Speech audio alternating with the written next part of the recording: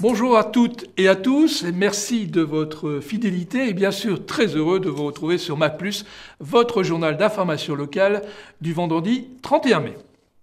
Au sommaire de cette édition, le Flash Info avec un concert ciné au Cinéma Palace, toujours au Palace, une séance art et essai, une conférence sur l'exode à Cambrai en 1940 à la médiathèque, la fête au jardin public, un programme pour toute la famille, la ferme en ville débarque à Cambrai, et enfin du sport avec de la boxe française, du basket, du water-polo, du hockey sur gazon et enfin du golf.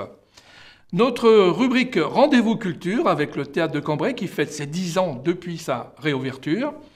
Notre rubrique Rendez-vous citoyen avec le nouvel cyberespace du centre Georges Brassens. Et enfin, l'invité de la semaine, Fabienne Guinet, paysagiste, qui a conçu avec les services de la ville le programme de rénovation du jardin public. Mais tout de suite, notre Flash Info. On commence ce Flash Info par une conférence à la médiathèque jeudi prochain 6 juin à 19h sur le thème « L'exode de la population du Cambrésis en 1940 » par Paul Delva et Pierre Pavy. Un concert ciné de l'orchestre à vent du Conservatoire au cinéma Le Palace de Cambrai, dimanche à partir de 10h30, avant la projection du film Les Virtuoses à 11h15. Toujours au Palace, jusqu'au 4 juin, une séance art et essai avec la projection du film 11.6, l'affaire Tony Muselin, ce convoyeur de fonds joué par François Cluzet qui s'est enfui un jour tout simplement avec son fourgon blindé en emportant 11,6 millions d'euros. On continue avec la fête du jardin public qui commence par une conférence de Fabienne Guinet, paysagiste responsable du projet de réaménagement du jardin public. Rendez-vous ce soir à 18h30 à la médiathèque rue des Archers. Visite guidée gratuite ensuite du jardin d'une heure environ demain samedi à 15, 16 et 17h. De même, si vous voulez tout savoir sur le papillon, rendez-vous de 15h à 17h devant le massif Fleury, côté boulevard Vauban, pour percer son mystère. Et enfin, dimanche, autour du kiosque à musique, avec concert à 15h et 17h, et entre 14h et 19h, spectacles et jeux traditionnels en continu sur les pelouses. La semaine prochaine, du 7 au 9 juin, la place Aristide Briand sera investie par la Ferme en Ville, organisée par les jeunes agriculteurs et les équipes locales de la FDSEA. Cette manifestation permet à toute la famille de découvrir l'agriculture de manière ludique et pédagogique.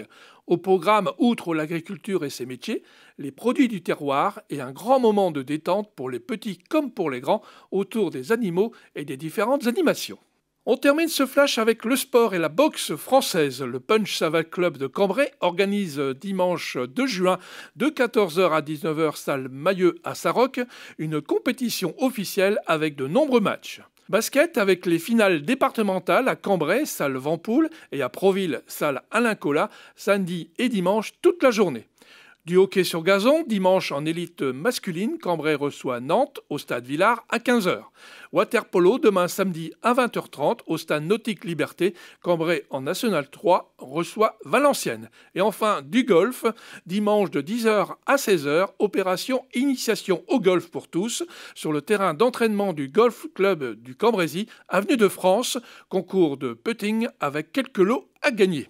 Voilà donc pour les informations de la semaine. Retrouvons de suite Marine qui reçoit le Théâtre de Cambrai qui fête ses 10 ans depuis sa réouverture en 2003. Bonjour à tous, nous nous retrouvons aujourd'hui pour un rendez-vous culture avec un focus qui est donné sur le Théâtre de Cambrai. Et pour nous en parler, Sarah, bonjour. Bonjour. Vous êtes donc à l'initiative d'une exposition qui se nomme Le Théâtre en rétrospective. Alors de quoi est-ce qu'il s'agit ?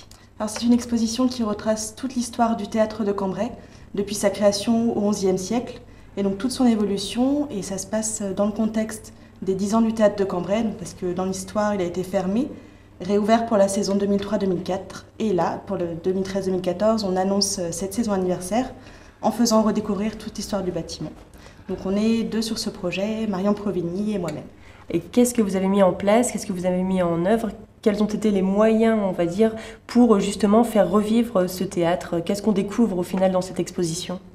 On découvre les différentes fonctions du théâtre, puisqu'il y a eu beaucoup de fonctions différentes.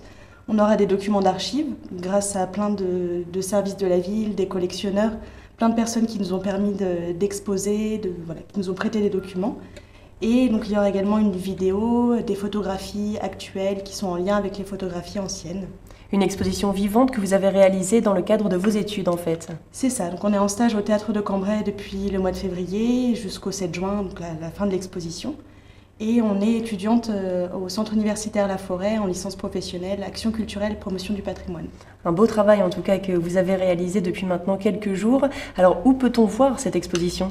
C'est dans le Théâtre de Cambrai, au sein de la chapelle Saint-Julien, elle-même témoin de l'histoire du théâtre. Une exposition qui est à visiter libre en tant que particulier, mais vous organisez aussi ce dimanche des visites. Tout à fait, par réservation à l'Office de tourisme, donc c'est gratuit.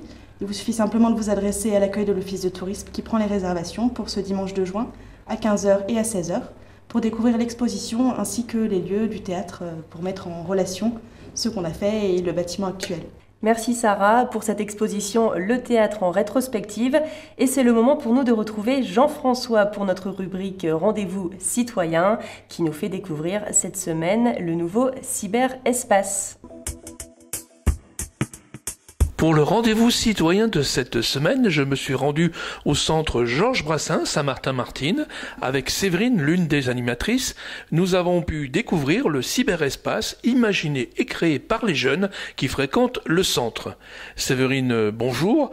Comment est venue cette idée de créer un cyberespace ? Cette idée est venue des jeunes il y a maintenant un an passé environ. Alors en fait, ils en ont fait la demande parce que il n'y avait pas vraiment d'espace prévu à cet effet ici sur Brassens. Comment ont-ils mené ce projet, Séverine ? Avec toute une démarche en fait de la part des jeunes, donc de l'émergence de l'idée jusqu'à la finalité du projet qui est ici aujourd'hui. Donc c'est passé en fait par l'idée, ensuite la mise en place. Donc il a fallu monter les murs, mettre une porte coupe-feu, en fait faire de la peinture, etc. Voir un petit peu le matériel qu'ils souhaitaient en fait pour cet espace. L'imprimante aussi, qui est pas négligeable. Et puis voilà, donc en fait, les jeunes ont aujourd'hui cet espace cyber. Donc en fait, on est encore, on est encore en période test parce qu'on est occupé à rédiger une charte spécifique, justement, pour que tout se passe dans les meilleures conditions. Qui peut venir pianoter ? Nous, Centre d'animation Georges Brassens, on occupe des jeunes, on accueille des jeunes de 11 à 17 ans. Et en fait, il faut qu'à partir d'11 ans, qu'ils soient soit au collège, soit qu'ils aient 11 ans, et des jeunes de tout Cambrai, du Cambrésis, à partir du moment où ils sont adhérents au service enfance et jeunesse. Comment s'inscrire et où se renseigner, Séverine ? Ils peuvent se renseigner au centre Georges Brassens, donc aux coordonnées suivantes, donc 03 27 83 49 50, ou au point information jeune, situé au 13 bis rue Saint-Nicolas à Cambrai, au 03 27 81 20 22. Nous parlons maintenant avec notre invité du jardin public de Cambrai qui est en plein réaménagement. Et pour nous en parler, nous sommes avec Fabienne Guinet. Bonjour. Bonjour. Vous êtes donc paysagiste concepteur du bureau d'études qui est en charge de ce vaste réaménagement. Un réaménagement qui a débuté quand ? Alors, il a débuté dans les faits par les travaux l'année dernière, mais c'est une réflexion qui est de plus longue haleine, puisqu'en fait, on a réfléchi sur la globalité du jardin public, donc sur les 22 hectares, pour ensuite proposer des aménagements qui ont été hiérarchisés par ordre de priorité. Donc, on a retenu 3 projets avec la ville, qui donc sont déclinés maintenant par le biais de phases successives de travaux. Donc, première phase l'année dernière avec la restauration des grottes. 3 grandes phases dans ce projet, vous l'avez dit donc l'an dernier avec la remise en eau des grottes. Est-ce que vous pouvez nous en dire davantage par rapport à cela ? Alors en fait, la structure était très très abîmée, donc l'objectif a été de la restaurer dans son intégralité, d'un point de vue mécanique, d'un point de vue aussi esthétique, de la remettre en eau, puisque c'était quand même la fonction que les Cambrésiens première. avaient déjà connu en plus il y a quelques années. Tout à fait, et je pense qu'il n'était plus en eau depuis les années 80, donc un système complètement obsolète qu'on a refait dans son intégralité, avec un fonctionnement en fait interne, avec un circuit circuit interne à la grotte. Et puis le fait nouveau aussi, c'est quand même la mise en lumière de ce bel édifice où on a travaillé sur un jeu d'ombre, voilà, de lumière, de contraste, pour apporter une autre vision, une autre lecture des grottes le soir venu. Donc la première étape de ces 3 étapes qui est terminée aujourd'hui, une étape qui a lieu actuellement, la deuxième étape de ce grand chantier. Est-ce que vous pouvez nous en dire davantage? De quoi est-ce qu'il s'agit en ce moment? Voilà, donc dans le cadre de ces étapes que vous évoquez, le volet patrimonial était vraiment le point important, et les jeux publics voilà, fait partie de la seconde phase très patrimoniale du jardin qu'on a, donc une restauration complète. On voit en ce moment d'ailleurs tous les engins qui sont sur place en train de tout démolir. Voilà, alors tout démolir et en même temps en vue d'une restauration quand même dans les ateliers pour tout ce qui concernait les anciens modules en bois. Et puis en même temps, au niveau des arbres, il y a eu quand même une série d'abattages qui a été réalisée sur prescription de l'ONF, qui avait réalisé un diagnostic et qui ont été ensuite immédiatement, bien évidemment, remplacés par le service espace vert. Alors qu'est-ce qu'on va retrouver à cet endroit ? Alors on va retrouver les jeux publics comme jadis, avec, je dirais, une peau toute neuve. Donc les jeux traditionnels qu'on pourra, on pourra rejouer à l'arbalète, tir à l'arc, fléchette. On a le billon qui va être restauré également, et la boule lyonnaise. Et sans oublier des terrains de pétanque, pour le côté un petit peu plus contemporain, qui vont être complètement refaits. Et enfin, dernière étape de ce réaménagement du jardin public, c'est avec les abords du Palais des Grottes qui vont être complètement reconfectionnés. Exactement, donc en fait on s'est attaqué par rapport à ces 3 phases sur la frange sud du jardin, celle qui a été la plus déstructurée, et après l'articulation des jeux publics entre Monstrelet et le jardin des Grottes, c'est bien évidemment les abords du Palais des Grottes que vous évoquez.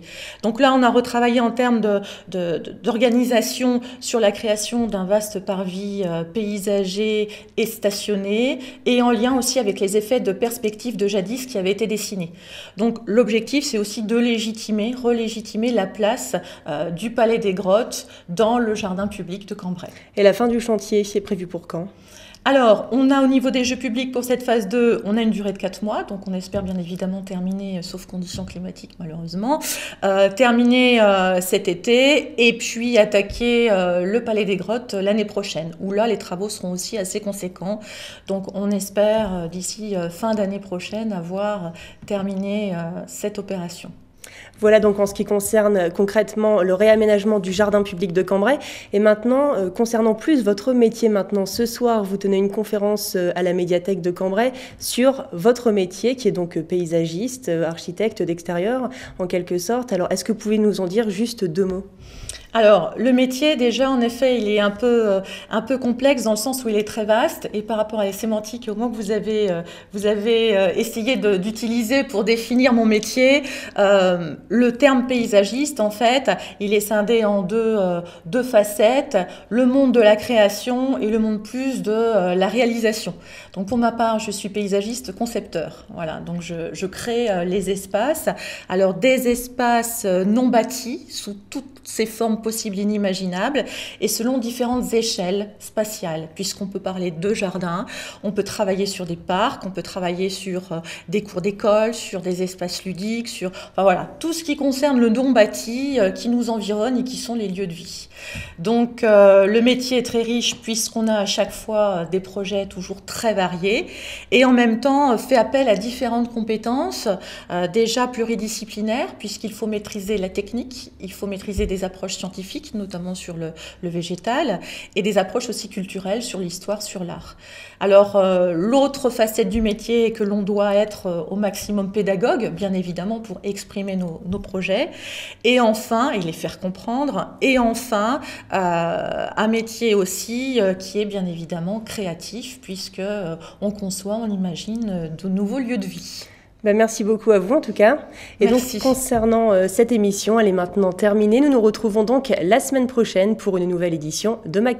À la semaine prochaine.